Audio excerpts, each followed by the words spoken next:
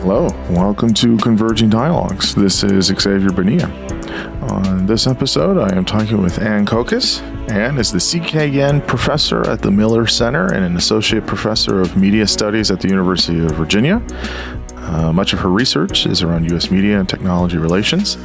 She has written two books. The first book, Hollywood Made in China, talks about the Chinese investments and regulations that transform U.S. commercial media industry. And she is the author of the new book, Trafficking Data, How China is Winning the Battle for Digital Sovereignty. It's a fantastic book. I absolutely enjoyed it. And that's what we talk about in this conversation. We start by talking about the U.S.-China relationship within the tech industry kind of at large. We talk about what is digital sovereignty and data trafficking. We talk about ownership and management of our data. We talk about some of the risks of data trafficking, some of the limitations of the U.S. system for data. We talk about China's cyber sovereignty. We talk about China's use of military for data surveillance. We talk about digital sovereignty and social media. We spend a good bit of time on this, of course. We talk about the dangers of TikTok. That was in the news a couple years ago, and it still kind of pops up now and then. And some of the future directions. I have to say, reading her book, it just made me, I don't really have a lot of social media. Obviously, people know I have a Twitter account, and that's really about it. But it definitely puts you in a place where you have to think and consider these things a lot more about who really owns our data. So when we post things, when we put our information out there, whether it's pictures of our family or ourselves or our location or our credit cards or all these things. And again, the book is in no way, shape or form conspiratorial or anything like that. It's heavily researched. It's absolutely well researched. It's very, very, very good. But it does, I think, give people pause. At least it gave me pause to say, hey, wait a minute. I should be more thoughtful about this. I should be very careful, and maybe taking a closer look at, terms and conditions before I, get that new app or whatever. Where does this come from? Who's like the main, the original company that owns this stuff? And so, Anne's wonderful. She's very clear. She's very precise in her writing and when she speaks. And so I really, really value and appreciate that. I think some people in this space kind of take some turns and go somewhere else with it, but she stays very clear, very close to the research on this. She's doing great work herself. She's absolutely fantastic. I've really, really enjoyed this conversation. And as always, you can find this conversation and other conversations at convergingdialogues.substack.com and anywhere else you find your podcast. So subscribe there. And now I bring you Aynne Kokas. I am here with Aynne Kokas. Aynne, thanks so much for coming on the podcast. I'm greatly looking forward to talking with you about your work and your wonderful book. So big thanks. Thank you so much for having me on, Xavier. This is a pleasure, and I'm really excited to talk with you. Absolutely. So we're going to talk about your book, but before we do, can you just tell listeners who you are, your background, what you study, and what you're currently up to? Yeah, so my name is Aynne Kokas. I'm the CKN chair at the Miller Center for Public Affairs at the University of Virginia, the director of the University of Virginia East Asia Center, and an associate professor of media studies. And in this case, I am also the author of Trafficking Data, How China is Winning the Battle for Digital Sovereignty. Mm-hmm. Yeah. Well, that's the book I want to talk to you about. I didn't realize you were so close by. I'm up the road in Maryland, so that's University of Virginia is a great school. So yeah, Trafficking Data. That's the book that just came out. I think this is through Oxford Press.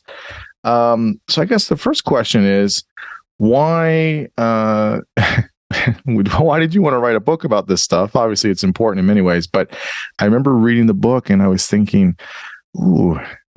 This could get her into some trouble for some people. Some people are not going to like some of the things that you're saying in there, which is obviously exciting to read because it's like, oh yeah, this is interesting. But I don't know. Did you have any worries about any of that stuff? And but yes, I guess generally, why did you want to read or write the book, and any worries you have about it?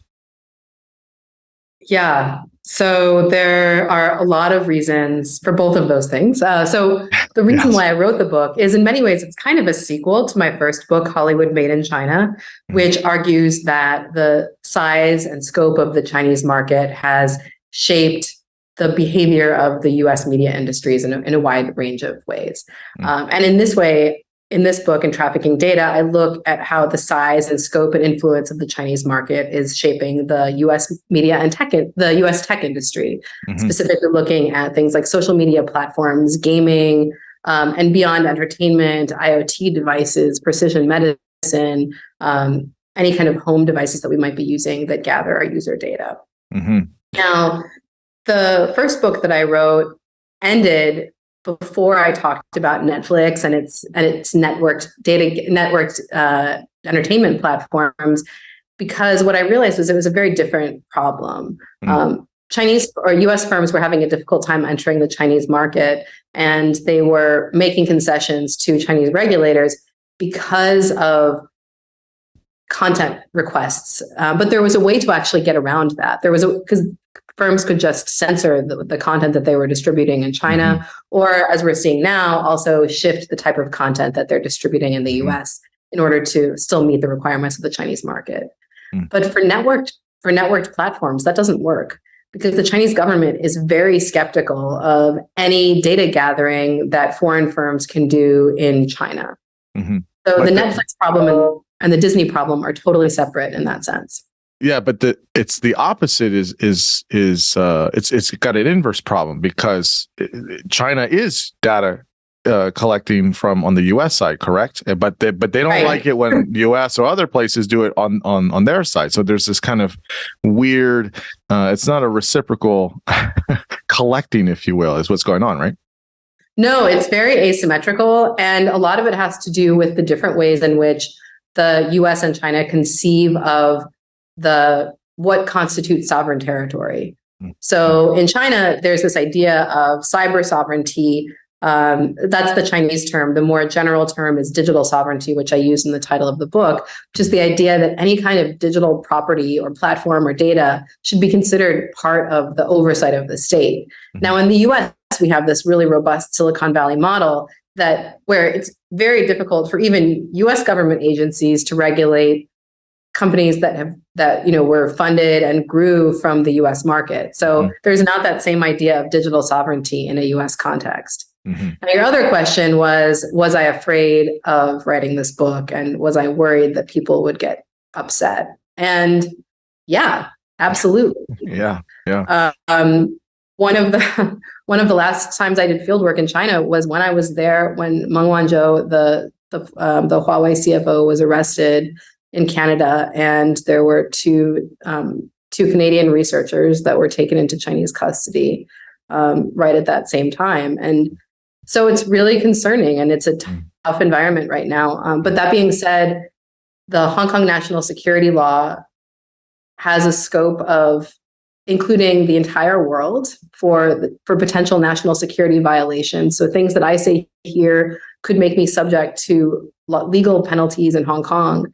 And that's not something that I find to be acceptable. And I think that if there is a way that I can speak up and talk about my experience as a researcher, the challenges that I see that are really quite evident when you really dig into the book and when you really dig into the subject matter, my hope is that by talking about these things, we might be able to move the ball forward so that there are some additional protections for people in the United States and other countries.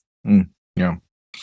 So we'll come to digital sovereignty in a minute, but I guess one of the first questions I have is so many people see in terms of a global economy or in the tech industry as China and the United States as these big juggernauts of sorts, right? That's my understanding. Obviously, there's other players involved in other states, but how important, I guess, is the U.S.-China tech competition and the movement of data from tech firms in the U.S. to China threatening this idea of digital sovereignty that you've alluded to? So I think that one thing that I really emphasize in the book is that it's not just that China has a very expansive vision of what constitutes digital sovereignty. That includes not just things that are in China, not just firms that are operating in China, but Chinese firms that operate globally. So platforms like, platforms and apps like TikTok or like WeChat would be included in that conception of digital sovereignty.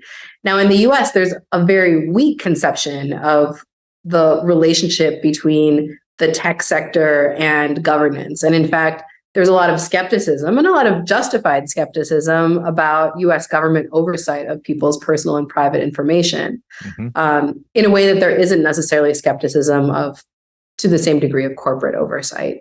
So now what this means is there are these two competing models, one where everything is considered part of the state and one where very little is considered part of the state.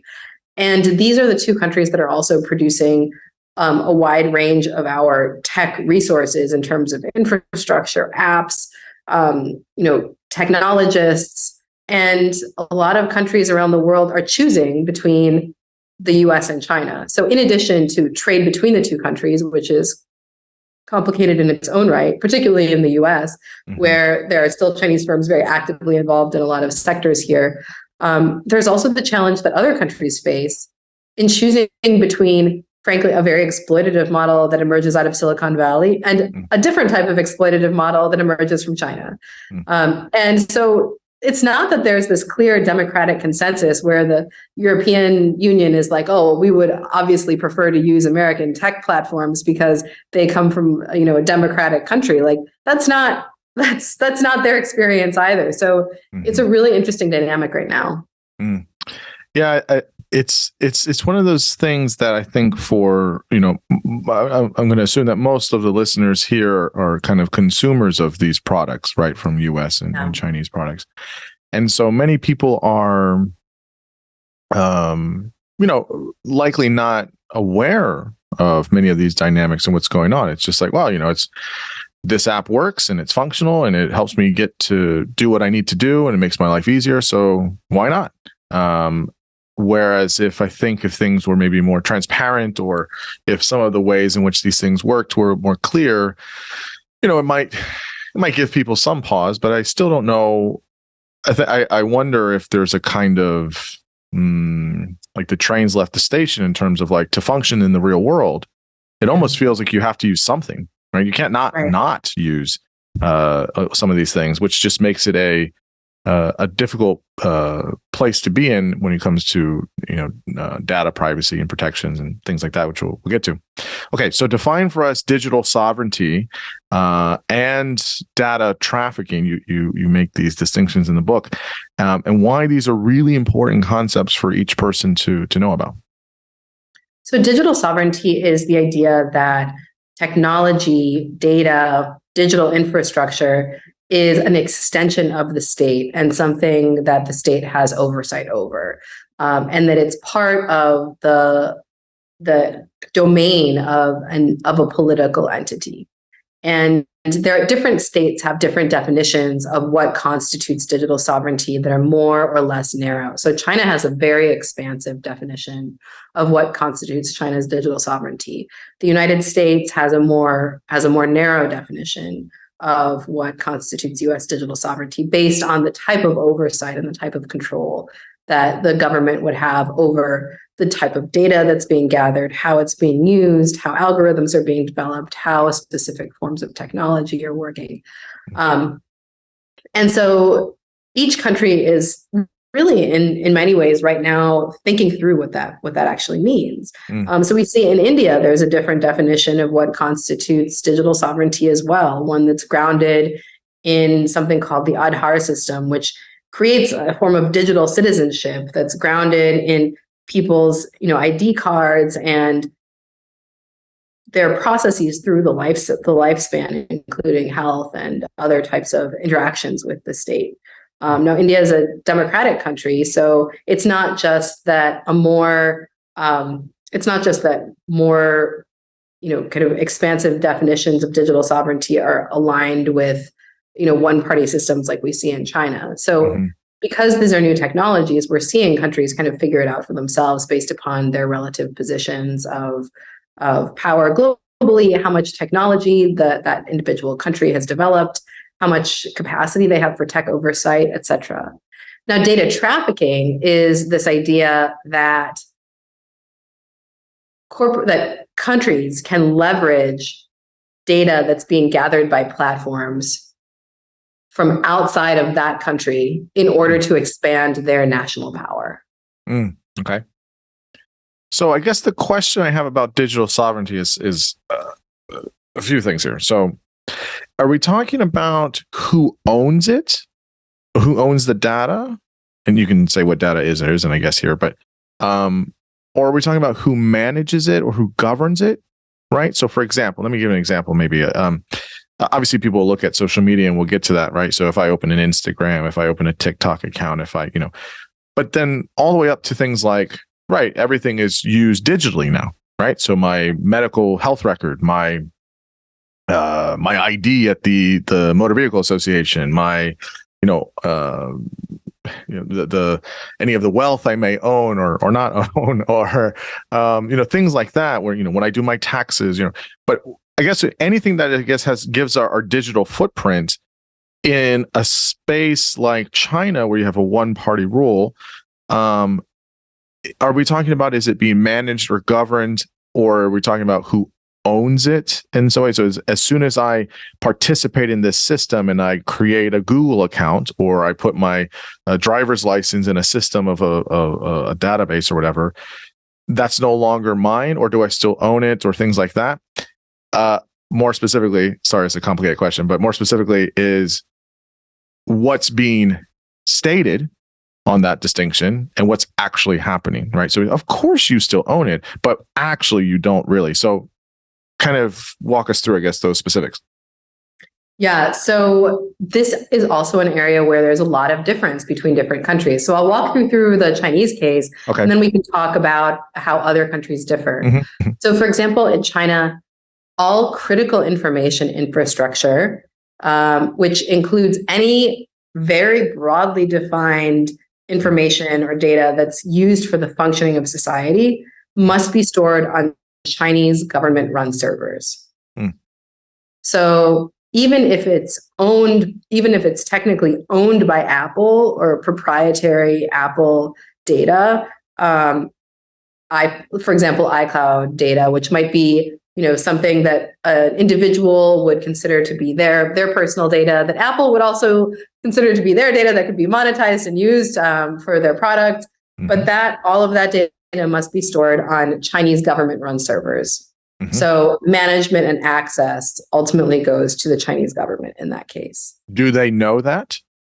Absolutely, yeah. Okay. And so this was established through the 2017 Chinese cybersecurity law. And that is the law of the land in China, and it has been for over 5 years. Okay. Now, this creates an interesting dynamic where there's this process of kind of ownership and management. Mm-hmm. Now, that's not the only way that this happens, though, because there's also, following the 2021 data security law, there was a national security audit process where the Chinese government, specifically in most cases the Cyberspace Administration of China or some related agencies, can review the data that a corporation gathers in order to assess its national security implications. Okay. And these are really broad terms, which means that there's a lot of flexibility in terms of what the government can access and how they can access it. Okay.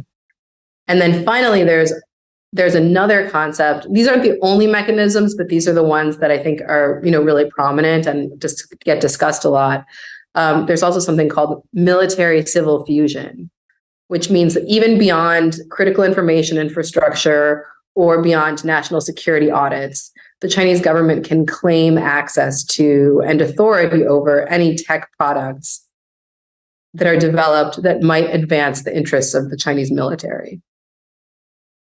That's interesting. So, okay, so not to make this juxtaposition so discreetly here, but or to a fine point, but how is that any different. I mean, I can see some of the differences, but in some ways I see similarities from like the reauthorization of the Patriot Act that we do in the United States, where we're able to comb data from citizens in the name of national security or whatever it is. I guess I'm sure there's maybe some overlap here, or maybe there's differences, or that's just an example that's coming to my mind. Maybe you can think of a better one. So. No, and this isn't to say that there is no overlap in the U.S. and Chinese systems. So the Patriot Act is a great example where it's possible for the government to access data about individuals.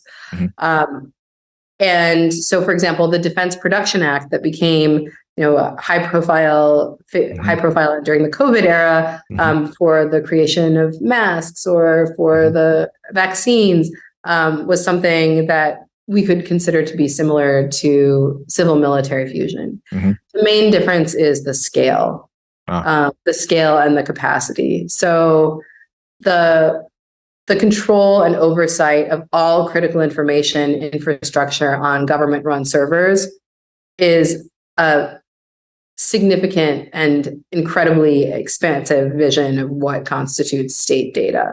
This would imagine if all Amazon web servers were actually U.S. government-run servers. And for the Defense Production Act, imagine that rather than it going kind of creakily through Congress when there was something that was actually just like actively destroying the country day by day, that it's something that could be accessed much more discretionarily.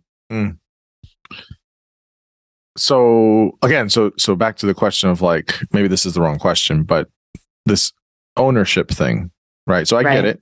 In China, the state, manages this, they're overseeing this, or they own the data at that point because it's on the server, or once it's gone from the user or the consumer, it's no longer theirs. Is that how that works, or is it kind of fuzzy?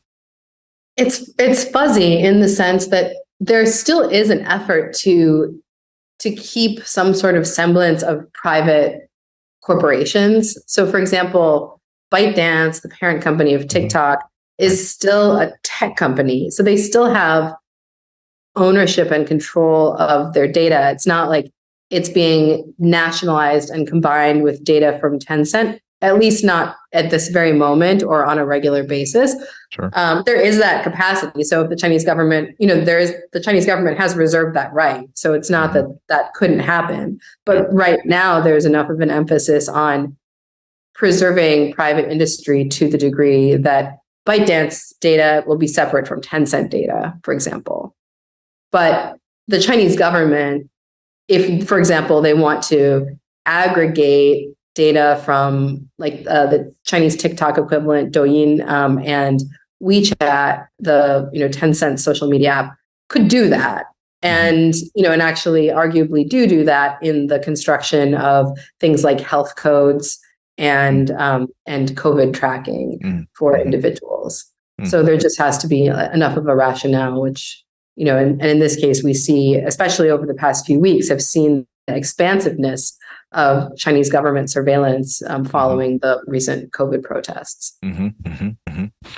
So, okay, so what about, you mentioned like this looks a little bit different in other countries. So you obviously have to go through all the countries, but are there other places where we're seeing that there's a kind of streamlined, I guess you could say, infrastructure of like the government kind of, everything filtered through the government, in terms of how you're whether you're getting your medical stuff, or again, a driver's license, or your iCloud, or registering your kids for school. I mean, are there other countries, maybe let's say in the European Union, maybe Holland or Germany or Belgium, or are they doing things like this as well with data, or how does it work, I guess, in other places, like a kind of what's the menu kind of look like of options here of how this works in different places? Yeah, so there are things like things like the Aadhaar system in India, with a kind of very comprehensive vision of digital citizenship that's kind of a cradle to grave function that travels with people as they're getting healthcare or kind of going through the national system. We also see in Japan a very robust healthcare system that is connected strongly to, an individual's identity card and their citizenship and nationality. And then there are places like Vietnam where there is strong data localization. So basically, data has to stay domestically within Vietnam. So that in many ways builds off of the Chinese model. So it's less about digital citizenship and more about not exporting data or trying to prevent the trafficking of data outside of Vietnam. And then in countries like Europe, and there's the GDPR, so General Data Protection Regulation, which helps to protect the data of Europeans from being exported and also from being exploited or extracted in unfair ways.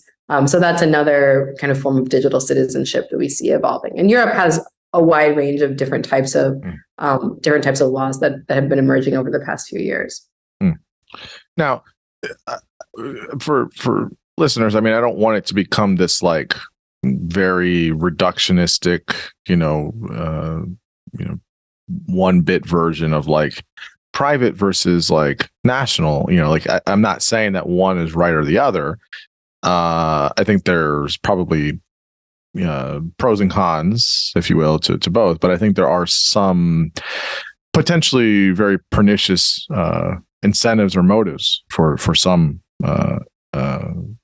entities or structures as opposed to maybe others. But in terms of data trafficking, you clearly state, or you want to say that in the book, that what is data trafficking, right? And that there's some risks for that. You say personally, economic, and national security, but then also what isn't data trafficking. So maybe you could describe, just chat a little bit about, you mentioned it earlier, but what is the data trafficking? How do we understand what it is and some of those three risks, and then what it definitely is not? So it's very clear for people.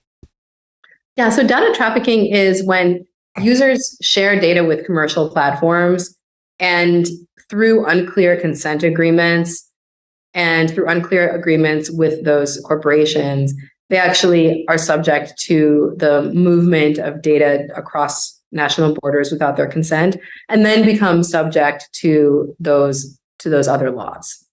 And so this is kind of when we were talking in the very beginning about me being subject to the Hong Kong national security law. For example, if my data is moved to Hong Kong, that without my knowledge or consent. Now, the Hong Kong national security law includes even data that's being generated here in the U.S., so that's even more expensive. But that would be an example of data trafficking. Now, data migration, which I pose as an alternative to data trafficking, is this idea of establishing clear pathways and clear definitions of what data is being gathered from users. Data that is useful or necessary for platforms that they sign up for apps that they're signing up for, that's carefully audited and managed, so it doesn't exceed the necessity of using that technology, and where there are agreed upon standards for when that data needs to be moved across borders, why, under what circumstances, and when it is moved somewhere where the person has similar standards of protection and support. So between the European Union and Japan, there's a standard of data adequacy for the movement of data between those two regimes, where there is personal data protection, and there are personal data protection regulations in both places. So one of the things, it was kind of, I think coming out a little bit earlier, is that you say this in the book, but many people make a big deal about human rights, especially the United States likes to lecture many other countries, including China, about their human rights. Yeah. How they, as if the United States has, a squeaky clean record on human rights. Right. So I'm proud to be an American where I'm from, but I do get frustrated by some of this very sanctimonious lecturing to other countries as well, and failing to recognize many of their own past and current challenges with that as well.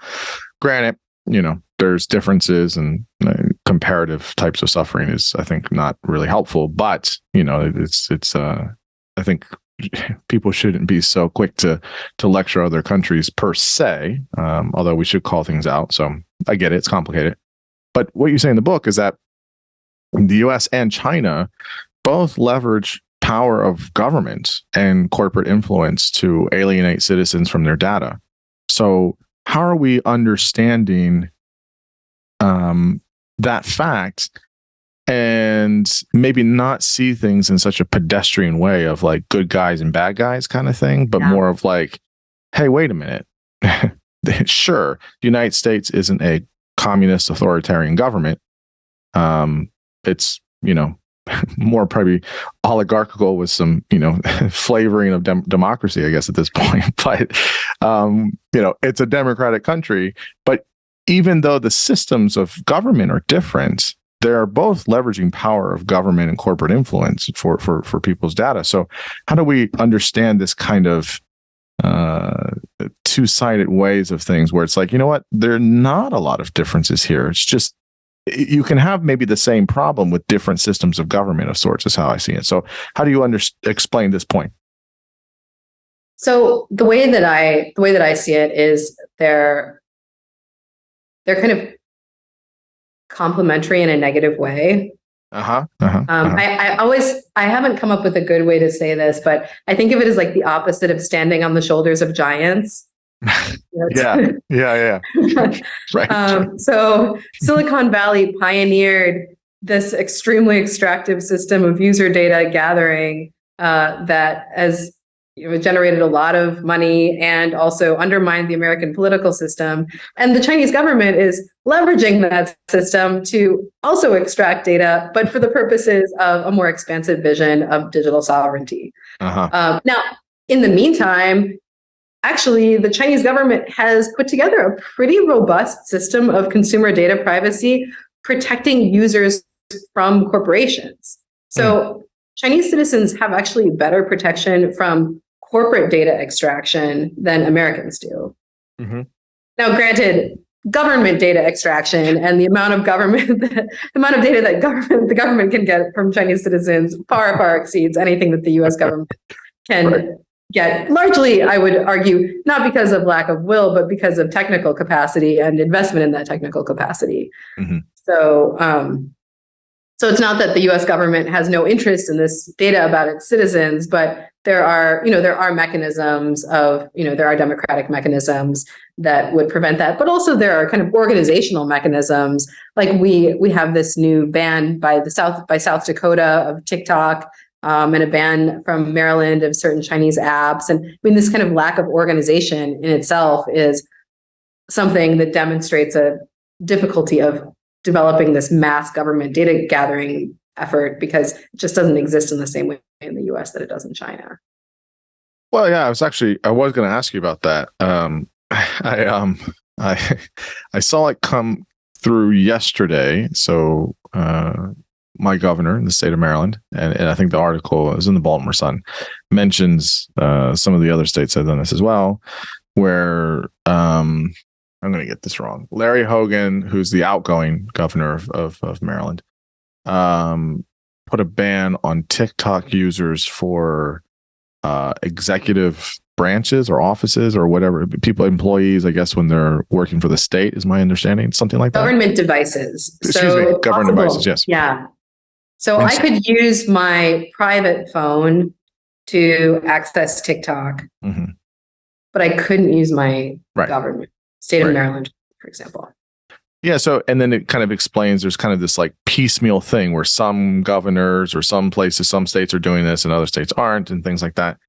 And so I guess what I'm trying to understand here, you might not have the answer either, is why is the US like this? Like, why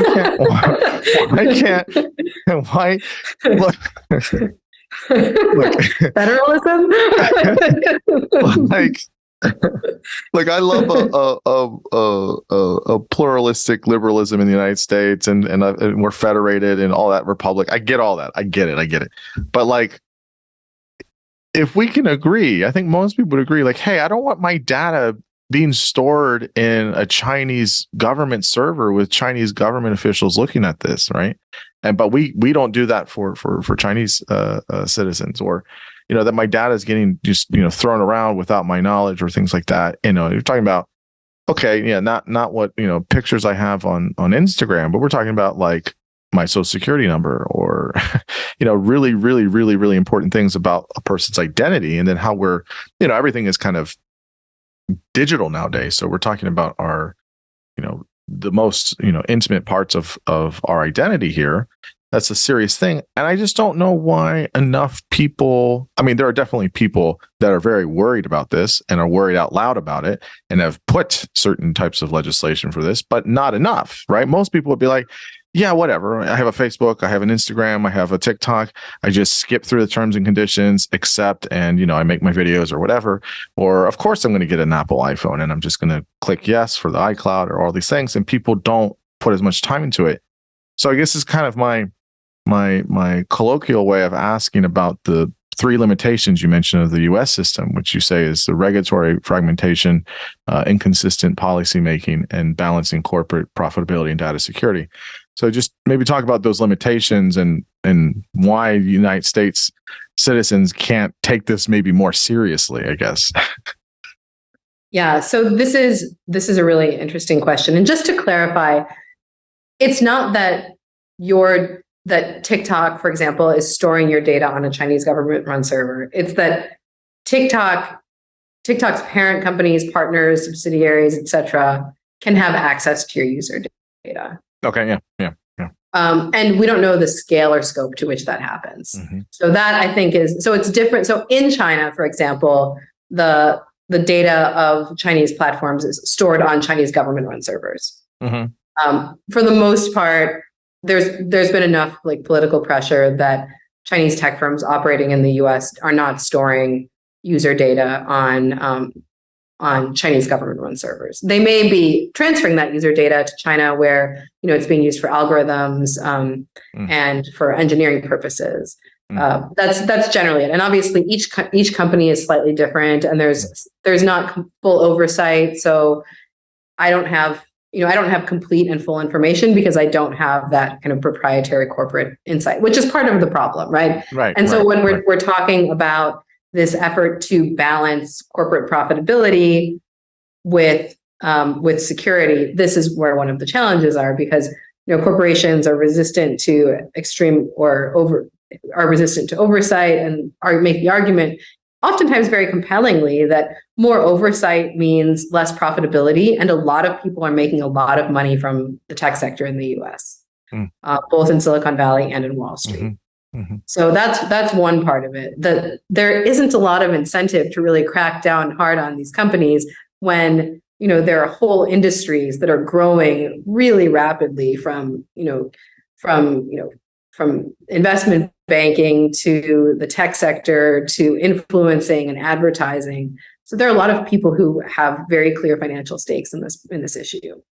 But that's just showing. But that's just showing where the priority is. So if your priority is, well, we care about making money and we care about entrepreneurship, that's fine, but not at the expense of a person's data privacy or being more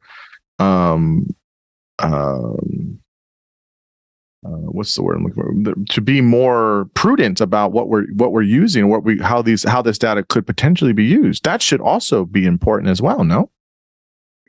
So, I mean, obviously, I think so because I wrote this book. But I mean, I think so before I read the book, yes. And then after reading, I was like, well, why is everybody not taking this serious?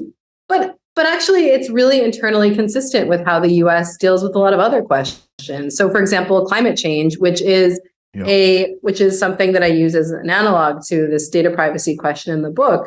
Yeah, I mean, should the U.S. prioritize long-term climate stability over economic growth and, in the fossil fuel industry or in the construction industry or in agriculture?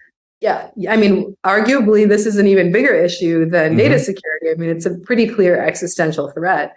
But because of the way that the U.S. economic and regulatory systems are structured, this requires, both in the context of climate change and in data security, it requires first explaining a very complicated technical problem to a large number of people who are not that interested in it. Sure. Second, it requires asking those same people to advocate for decisions and choices that would make their lives more complicated and less fun. Third, it requires the people who are economically involved in and benefiting from these industries to advocate against their own economic self-interest. Yes. Right. Yes. I mean, but that doesn't, because it's hard or it's difficult or you're not going to make as much money. I mean, the United States isn't a third world country. It's not like we're like poor. Like, you're still going to make money. You're just going to have kind of the brakes on some of this stuff. Yeah, I completely agree with you. And that is why I spent, a lot of lonely days during the COVID-19 pandemic trying to write this book so that people would understand that. And hopefully it comes through. And I appreciate the opportunity to talk about this. It certainly does. So, I mean, okay. So what about the policy making side? What are the other limitations? The regulatory, kind of the regulatory fragmentation sounds kind of what we were saying. Like, well, one state's doing it this way, South Dakota and Maryland, maybe, and that might change administration, but where is that just kind of politics or whatever? And the same thing with policy making, like, okay, we'll do some things and then some people, scale it back or they water it down. Is this just the politics that gets involved, or?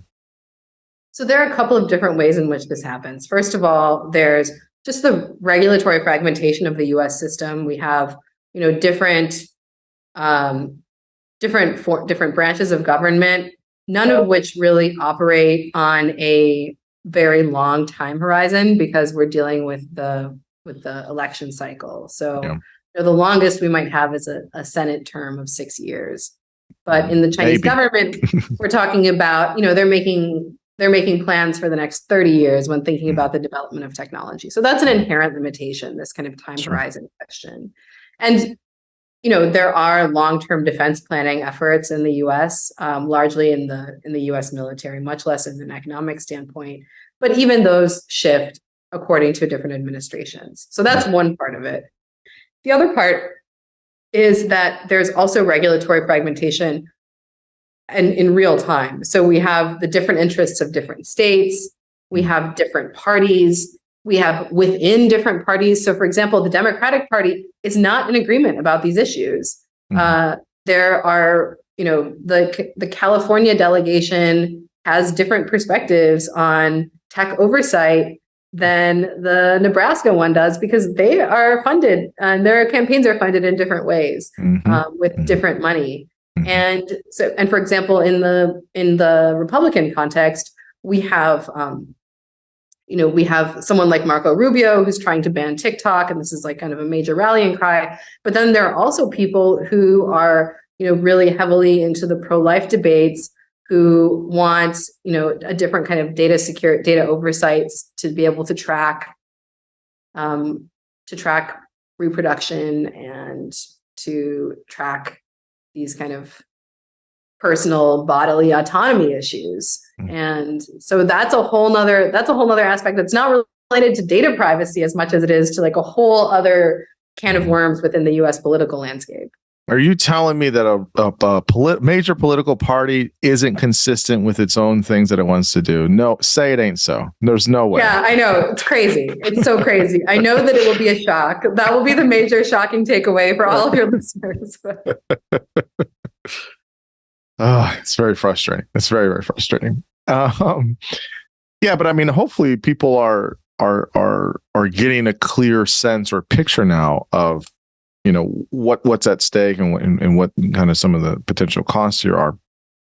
You also talk about cyber sovereignty, right? And China is big on this, right? And they have their approach to this. So you talk about the data corpus and maybe just chat about where that fits in here and how China is trying to or is explain or having this social credit system.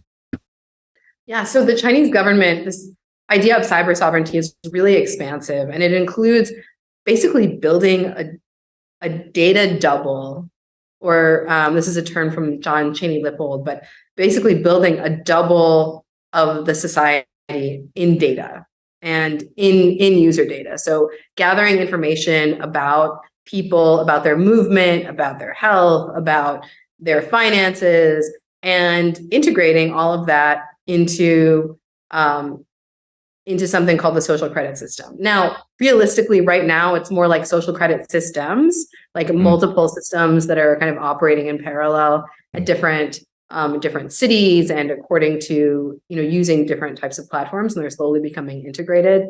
But there is a very clear vision for having a kind of unified social credit system. And this is something that has expedited substantially over the COVID pandemic, because while there were kind of more fragmented systems, the COVID dynamic and zero COVID in China has led to people being more willingly surrendering a lot of their personal information and a lot of their digital autonomy in exchange for freedom of movement through something called health codes that are linked to social media apps. So, I mean, this might be a hard question for you to answer, but what's the incentive, or what do you think are the true intentions of China wanting to do this? Like, maybe there's the stated aims of what they're trying to do, and maybe you can share what those are if you know. And then I guess, what do you think, or what do some people postulate could be also maybe behind what is their stated aims, if there is another maybe motive or something? Yeah, so the stated aims are actually quite benign and kind of enviable. So actually I visited the Shanghai city government, City Brain is what it's called, and it's a kind of smart city system that includes a wide range, and in the Pudong district of Shanghai, which is one of the wealthiest parts of Shanghai. So this was a really advanced early prototype. And they were tracking storm drain flow and traffic lights and who was getting tickets where, and the movement of people and crimes and criminals, and the level of pollution in the air.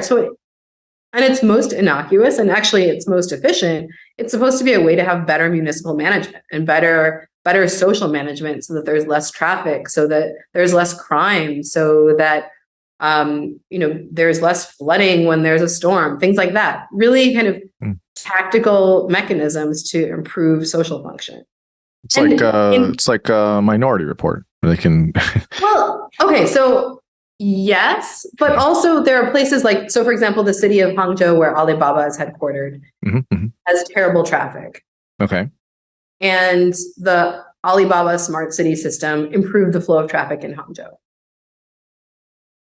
Right. Okay. So as someone who lived in Los Angeles and drove in Los Angeles, terrible. Sucks. If someone was like, you know what, if you're willing to sign up for this, you're willing to use this app and you will not get traffic on the 405. Sign me up right now. Commute home. Right. I would be like, that's not the worst idea I've ever heard. Okay. Well, to that end then, right? If China is the largest country and the most populous country in the world, if I'm giving the charitable view of this, you would have to find some kind of systems to try and manage and regulate this, no? I mean, is that kind of the charitable view of this, yeah? Right. That's the charitable view. That's the argument that the party would make, that this is a way for us, with this large country, to try to bring people out of poverty, to try to have more efficient economic functioning, to deal with these very densely populated cities. And in many cases, especially before COVID, this was an argument that people bought. Now, there are I could see it. I could certainly see it for sure. Yeah. And that people benefited from. Now, this isn't true across the country, right? And there's a great book called Surveillance State by Lisa Lin and Josh Chin that kind of poses the difference between Hangzhou and Xinjiang, which is the Uyghur Autonomous Region in the west of China that is, that's heavily surveilled, where there are re-education camps, where the population is tracked extensively because of concerns from the party about dissent, and there's been quashing of the religious and cultural identity of that ethnic minority group in China. And that's a very different version of this social credit system, municipal management function that exists within the same country. Mm-hmm. And one of the things that's been really interesting to observe over the past few weeks with the protests is that those protests were largely in response to controls. The protests in cities like Shanghai or in Hangzhou were in response to controls that we saw in Urumqi that led to a fire and people having that kind of loss of freedom and loss of life. So now with COVID, we're seeing these systems converge and people getting very upset when they see the potential long-term implications of them. So, I mean, again, if you don't want to speak to it at length or whatever, it's fine. But I guess about those protests, I sort of followed it, and a few people, sent me some things about it, and I'm working from a seat of ignorance. I don't know enough about Chinese politics and what's going on. But when I look at those things, my very pessimistic view is, yeah. Those are, maybe they have their, I think it's a right to protest. I think that obviously they're usually not allowed to, or there's a lot of serious consequences. But my very cynical outlook is a couple thousand people in a city in a country that has 1.4 billion people is, good for them. But is that really going to do anything? And you would have to need, city after city, thousands and thousands and thousands, and maybe even millions of people, very coordinated, protests to really maybe make change. But even then, you have a completely, one state or one party kind of state. What really is the, what can you really do in that situation? If it's like, hey, well, this is too far, we don't like this. It just seems like it's a dire situation either way. Well, I think bringing it back to the book, one of the questions that I had a lot of times when I was writing the book or talking about it was like, why is this a big deal? Why should we care about the transfer of large amounts of our user data to or access by the Chinese government? And I think we're seeing why it's a big deal when we see these protests, that there's the amount of knowledge that the Chinese government has about protesters, about individuals, and the ability that it has now to quash their activities, to prevent their movement, to predict their behaviors, to limit their communications because of its control over the tech platforms that users use. I think underscores the risk of the globalization of this system. Yeah, I mean, you can definitely see the negative implications. I mean, I think many people in the so-called West, in the United States, or maybe in Europe, will say, "Ooh, that's not good." That there's maybe, as we were saying, there's some really nice elements of this, but who's running the show here? Well, if you just have control of one party or one group of people, that has downstream, a lot of very serious implications. And so I'm not saying it should be a democratically decided thing either, right? I'm not saying that that's the way to do things per se, but you would think that, okay, how can we use some of those ideas? And maybe there's some really good ones, but in terms of systems, maybe each country is going to be a little different. So how can we do that in each country? But it's obviously not surprising if people get very squeamish about one party or one group of people being able to manage and control billions of people. That's you can see that there's a risk to that of sorts. But again, there you see the risks, kind of going back to one of your initial points of, well, in the United States, they just care about, or they predominantly care about making money. So it's just like, whatever, we don't, so that's also terrible, right? And that's terrible because even our politicians are beholden to who's filling, the campaign, wallet, and all these other things. And that's also very terrible in a different way. So it kind of goes back to that same problem you were talking about of, what was it? Standing on the shoulders of giants in a negative way. We'll have to find it. We'll have to find a good reverse metaphor for that. We'll have to find a reverse metaphor. We'll digging find it below. right. We'll have to find a reverse metaphor. I guess before we come to the kind of specific pieces that you talk about in the second half of your book, you had mentioned it earlier about the military civil fusion. I just want to come back to that in terms of why and how there is this where the Chinese government oversees these corporations, but there's the military aspect of it, because that also makes people really nervous as well. No, like why is there an infusion of kind of military types of components here? Well, I think so. We can think about it in the U.S. context, like the military-industrial complex, and how there's sure.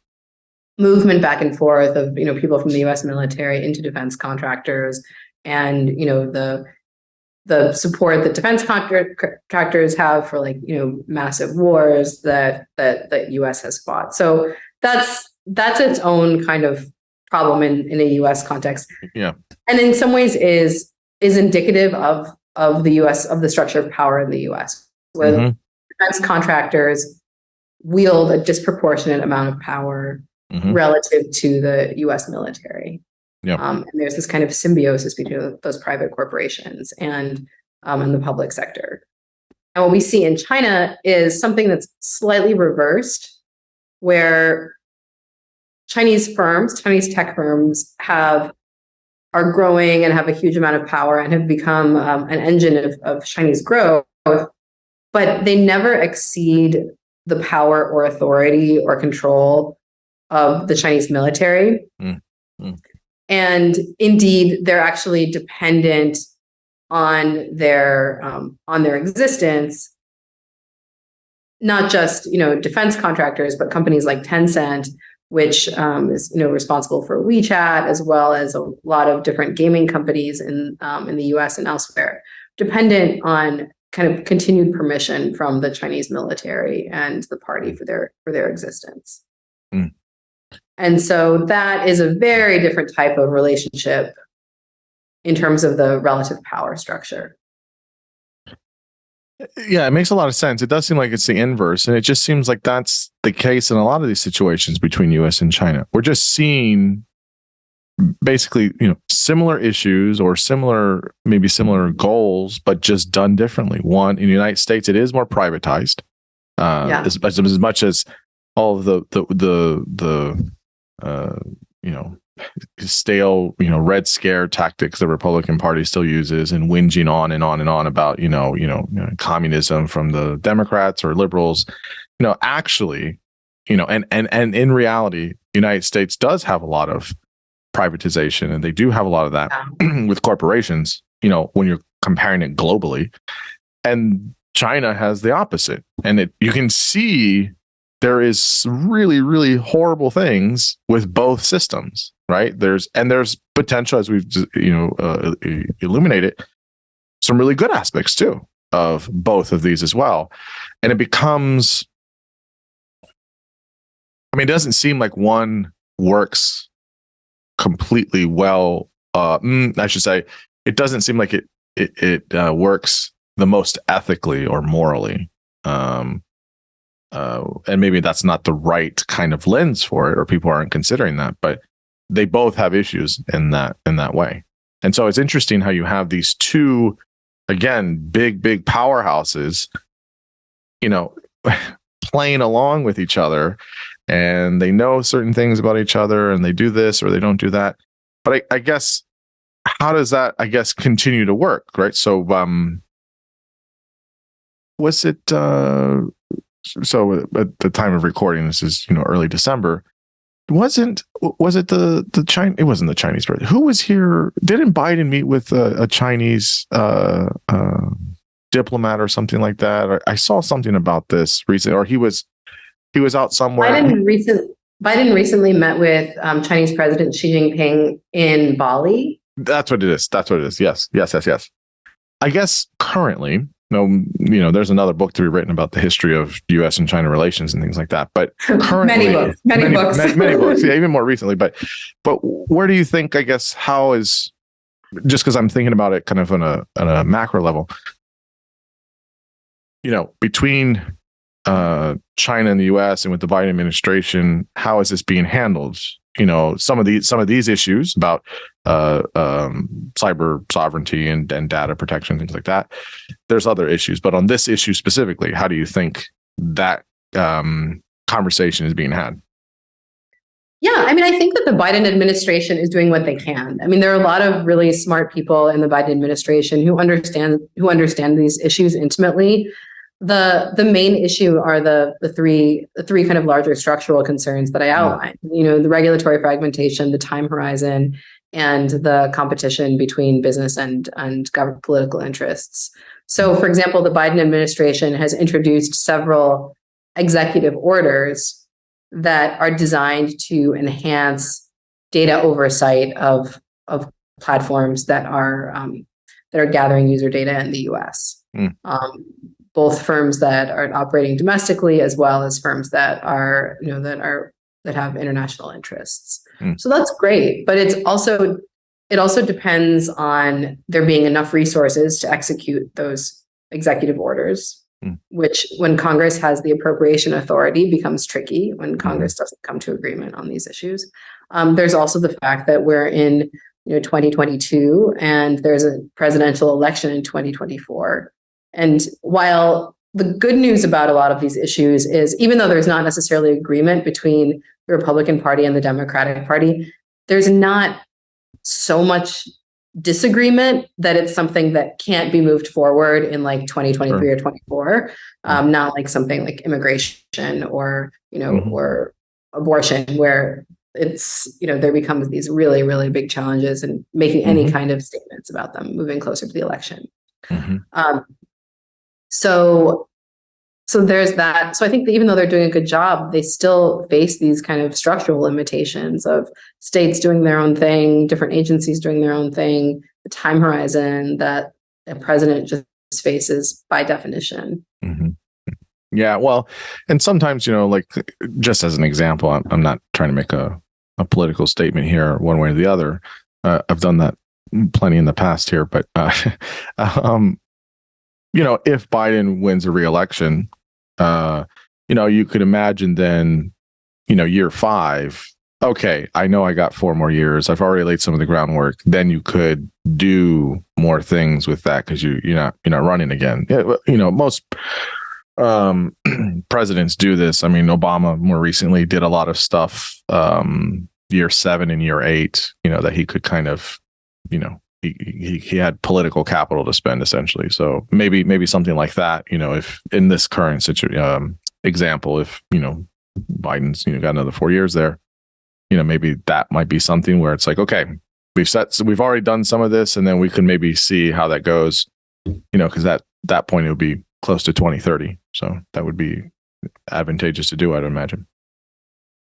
Yeah. And then there's the possibility of, for example, bipartisan executive commissions. Because there is a possibility of working on a bipartisan basis for these issues. There are disagreements across parties and within parties, but it's not such a toxic issue, at least right now, that it would be impossible to come to some sort of, at least, ground level considerations. Yeah. So one of the things I want to kind of just land on for a bit, and then we'll finish up with a few other things. But one thing I just want to land on, which is probably some of the things that people that are listening to this might be really interested to hear. You talk about a few domains where we have some of these issues: telecommunications, agriculture, space, smart cities, which are all super fascinating, especially the agriculture and space aspects. I never really thought of that way, and I was, that's super interesting. But I think what most people, because it's been in the news and for a couple of years now, actually, is social media, and specifically TikTok. Okay, so we'll talk about WeChat in a minute, but so I don't have a TikTok. I know young people love this. I know older people love it too. But my old ideas aside, I just don't understand the site. I don't understand why people love it. I just don't understand. I'm old. I don't know what it is. I just don't get it. I don't get it. I didn't get Snapchat either, but now I just sound old. I'm sure people said that about, Facebook when it came out, or whatever, Instagram or Twitter. But why do you think, of all the platforms here, and maybe this is just the company and how it works, but why TikTok is the thing? It's such a dumb site. Like, it's a dumb thing. Like, it's fine to have fun or whatever, but like, it's not like it's not consequential like Facebook is. Like Facebook now, you have like everything on there, right? You can like buy things and sell things, and you can date online, and you have the video thing, and they have like, it's just this whole like, there's the whole meta thing now. Like it's all this whole like world thing, and you do have a lot of your data, and there's all these things linked to it. But why do you think that like it's reached this kind of point of like, we're banning TikTok? Like if it gets to a point where we're banning things, which we don't do that often in I guess in this space, why TikTok? I can't, is it just because of the company and who owns it and things like that? Or is it something else? Like help me understand this. Yeah, I think it's the ownership structure. It's the fact that over 138 million people use it. It's the fact that 26% of people under 30 get their news from it. And we have oh my goodness, that's so depressing. and we have no idea how that news is fed to them. Oh man. So okay. But I mean, again, back to my point. I mean, so there's a thing with the company, but like all these other people get their news from Facebook, and young people have used it, and people get news from Twitter, of course. And so TikTok's not new in that sense, right?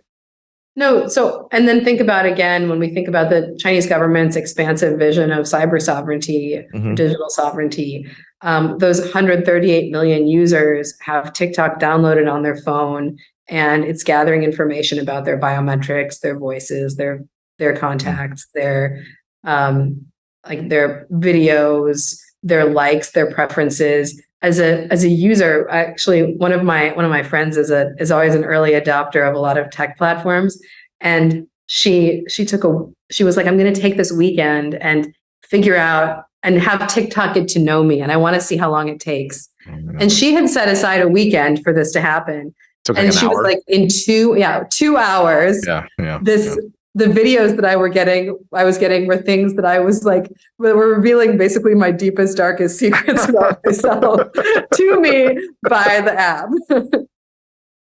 So it has a good algorithm because the algorithm is superb, generating stuff from you. Yeah, and I mean, and in doing research, I mean, so, like I'm deeply critical of it, but also I get it. I mean, I get why people like it. It's because I mean, it's a fun thing. I don't get it. I mean, it doesn't make sense to me. Maybe you just need some more time. Now I feel like I'm a pusher. I'm like, if you just try it a little bit more, you'll enjoy it. I can't. That's not the message. That's not the message here. We're going off message. I mean, I kind of understand. There's been some cool like social psych research on this stuff and a little bit of IO stuff, but is this idea of like, where do we understand, at least the United States, the kind of basically your audience. So, it makes sense the type of audience that uses Instagram and why they're using it, right?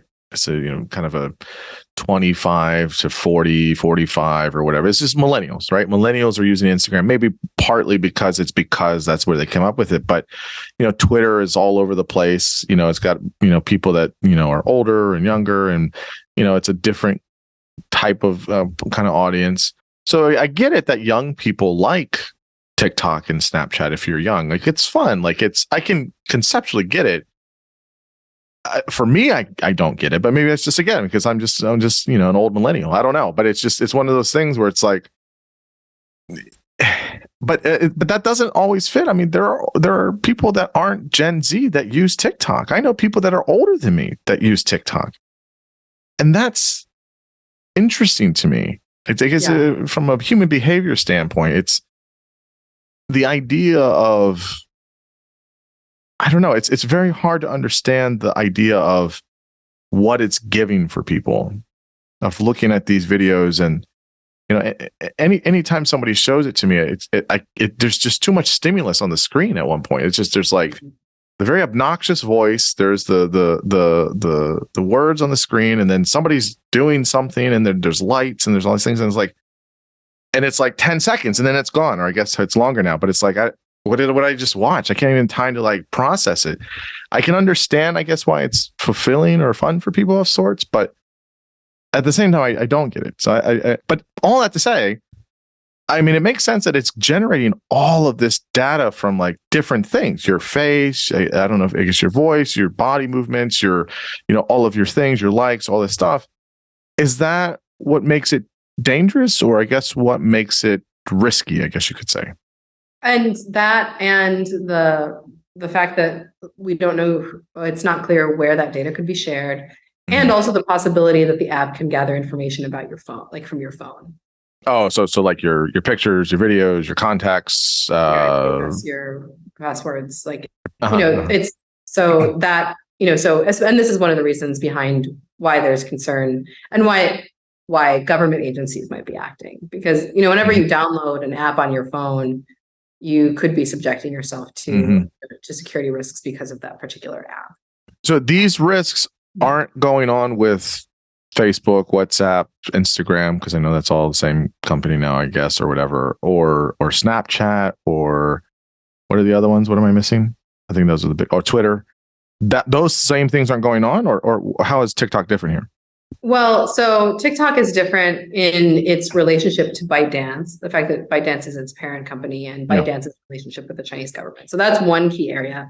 Okay. But I mean, a platform like Twitter underscores how this isn't just a China-related issue, because there are serious security concerns about Twitter at this point as well. Not just because of data extraction, deliberate data extraction, but because there have been so many layoffs on the trust and security team that it's unclear how user data is being protected on the site. And then, of course, there are also concerns with Facebook and WhatsApp and non-encrypted data on those sites, but it's all in degrees, right? So there are concerns as it relates to TikTok and WeChat because of their particular relationship with Chinese parent companies and the Chinese government. There are concerns about a company like Twitter because of Elon Musk's financial interests in China, as well as because of the way that the company is being run right now.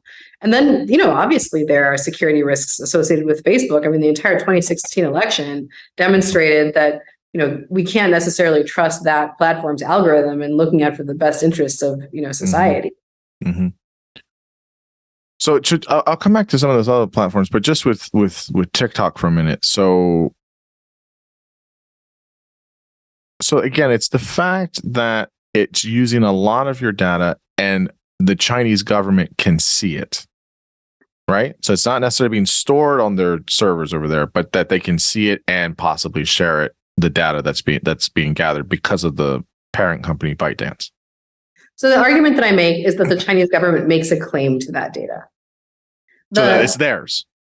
So yeah, now makes a like cyber sovereignty claim. Now the TikTok CEO makes an alternative claim saying that TikTok doesn't share that data, that they want to build this thing called Project Texas, where they'll store all of their data on Oracle servers.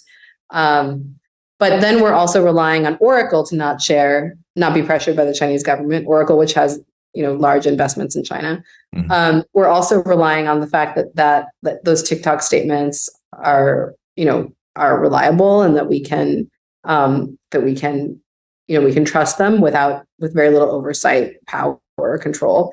And we're also relying on the fact that a tech CEO's word in China is more powerful than Chinese laws, which, as we've seen in the context of someone like Alibaba, former CEO and co-founder Jack Ma, there's very little evidence that would suggest that a tech CEO's claims or assertions about their power exceed those of the party.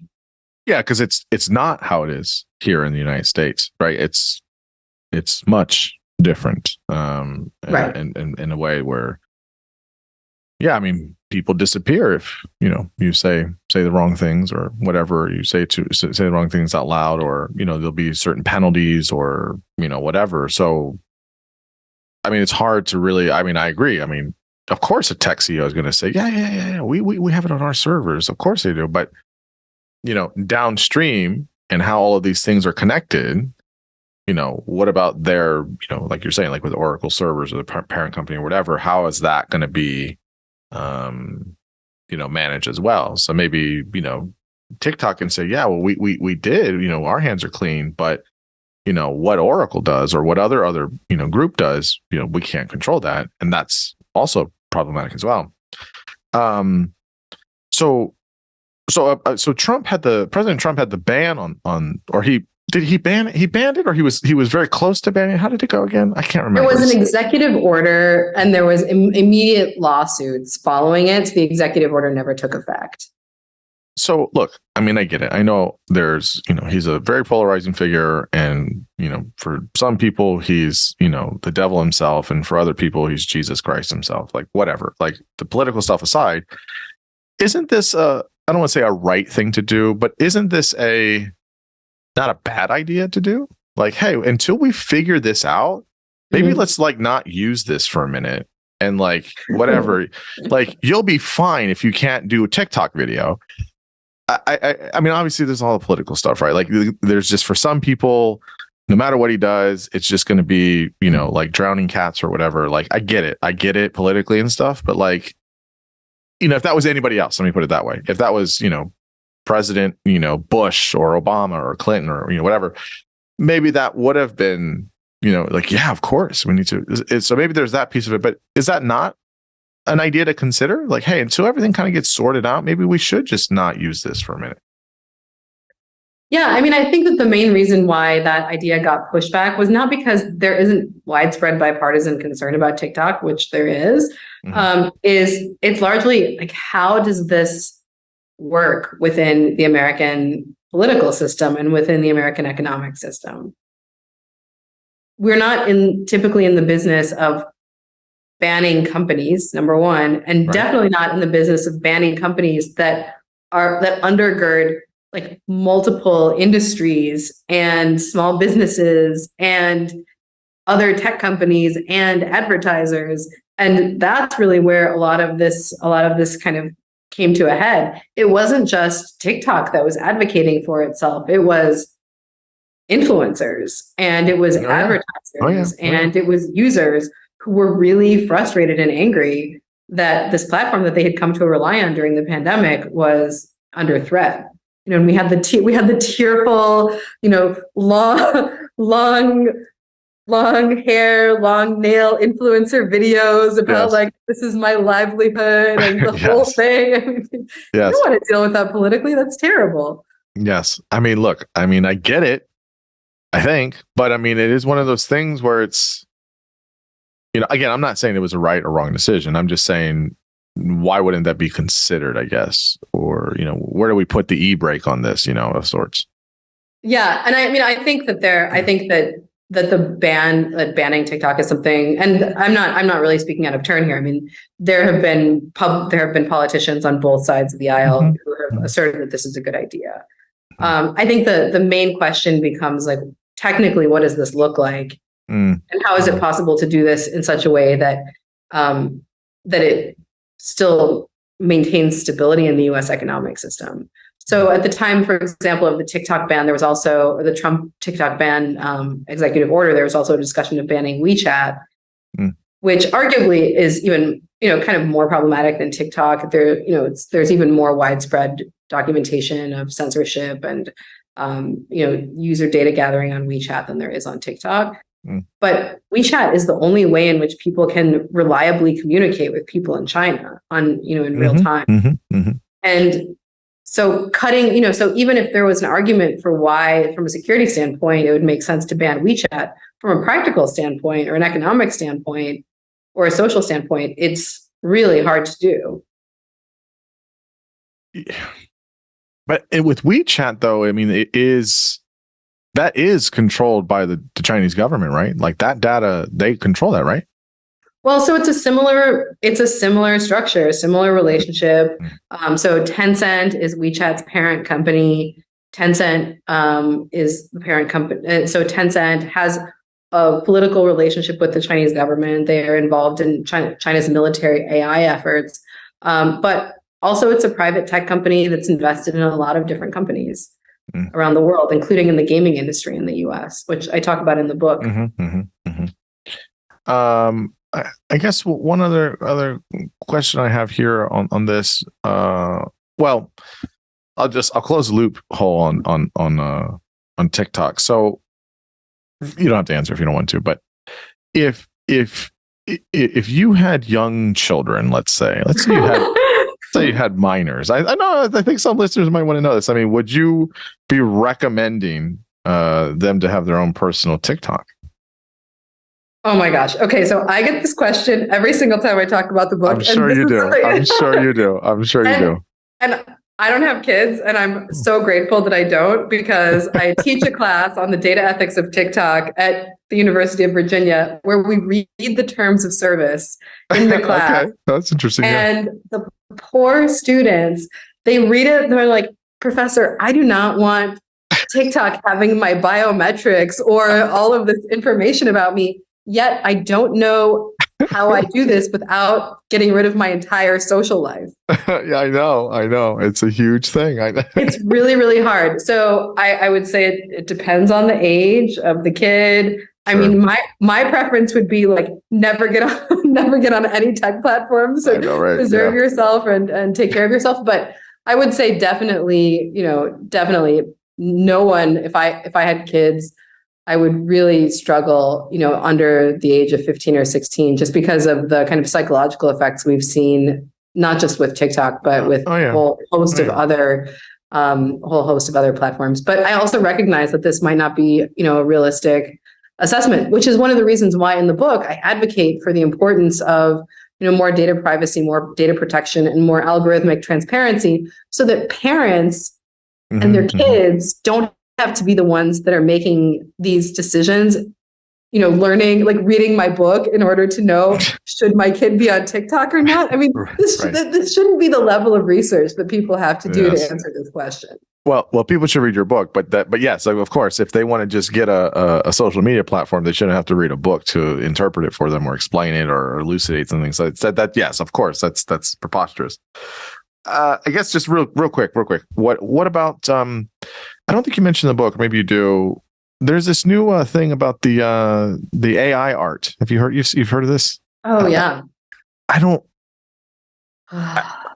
really get into it. I mean, I've seen it. I don't really know what it is. I've just seen it. I don't know why people are into it. So I'm the old person that's ignorant about this stuff. So that, and then the other thing that was really popular, which terrified me. I don't know how people were using this. Was the face swap thing, where like you can put your face over like an actor or an actress, and like as like a fun thing, and like all of those things just make my stomach turn, of like giving your face like to an app. Like it's already like, paranoid enough to give it to like my phone or whatever, my iPhone, but like you're giving it to an app. I mean, are these types of applications also running really, is this like Wild West stuff? We're just running high risk here with our data? Yeah, absolutely. I mean, there's something called Meitu, which is a Chinese app that makes your like selfies look amazing. So it's not necessarily a face swap thing, but you put it on, you're like, oh my God, like no matter what the day looks like, you take a selfie with your friends, you guys look like your models, like whatever a model version. And let me tell you, every time, like I have had like friends take photos of me using that, and I didn't really realize what was going on. And they were like, look at the photo. And I was like, whoa, this is amazing. and then I was like, what app are you using? and then being me, like I read the terms of service and like where the data was being stored. Oh God. Your face is already in a farm somewhere out east. And so, I mean, this is why I think apps like TikTok or like Meitu are so kind of deceptive, because it seems so innocuous and it's so pleasurable, and it's just something we're doing on our off time when we're not really thinking about these kind of larger issues. Yet they are gathering our, images, voices, videos, network data information, financial information, and for posterity, basically. Mm-hmm. So yeah, it's very alarming. I mean, again, I promise, the book is not doom and gloom. It's super informative and it's super helpful, but it does give you pause the next time you log into something. You're like, where is all this stuff? What's behind the curtain here? which I think is important for people to at least think about and make smart choices. The last question I have for you is, what do you think are some of the challenges with our data being exposed or shared or trafficked? And what are some examples maybe of how there have been advancements or people are trying to really work on this, and what it could look like in the near future? Yeah, so I think one of the most important things is just for there to be more transparency about where user data goes, both from so some possibilities would be working through things like the Securities Exchange Commission, where publicly traded companies have to provide more information about where their data is stored and who has access to it. So it's sort of additional reporting requirement. Mm-hmm. This is something that's also been used in the climate context of, for example, reporting carbon utilization or reporting carbon capture and storage. Mm-hmm. So that's one possibility. Something else is, there's also the benefit of competition. So one of the things that Apple in the US does, even though it has some data security issues in China, as a way to give people choice in the marketplace, it's possible to find out where your user data from apps on the App Store are being stored. Mm. So frequently when I'm thinking about downloading something, I'll just go in and you can check it pretty quickly, like within, on that initial page, to find out where your data is being stored. So there are certain things that I just don't download. And that is that's one way to approach it. The other thing is there are things called third-party data brokers, where even if my user data isn't being transferred, for example, to China immediately, a third-party data broker could purchase my data from another company. Mm-hmm. And so this is where I think it's really important to advocate in Congress and in your state and local governments about protection from data brokers, because this is actually an area where there's pretty broad bipartisan consensus, and I think that there might be some possibility for movement. Mm-hmm. I guess to kind of to land it here, what if people reading your book, what's the one or two things you want them to take away? What is if they read it and they say, okay, yes, that's exactly what I was trying to say. That's what you got. What my main thesis or my main point of the book? What would be that big thing? Yeah, I would say data privacy isn't just about you.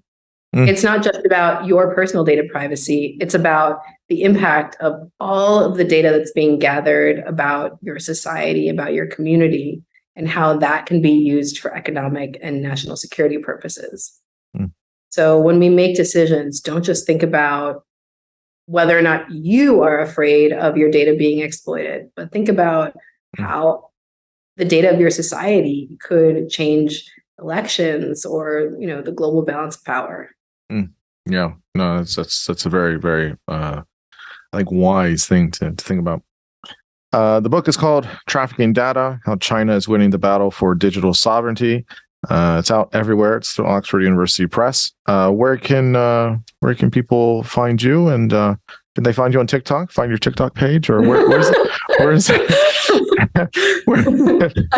the best place to find you and connect with you?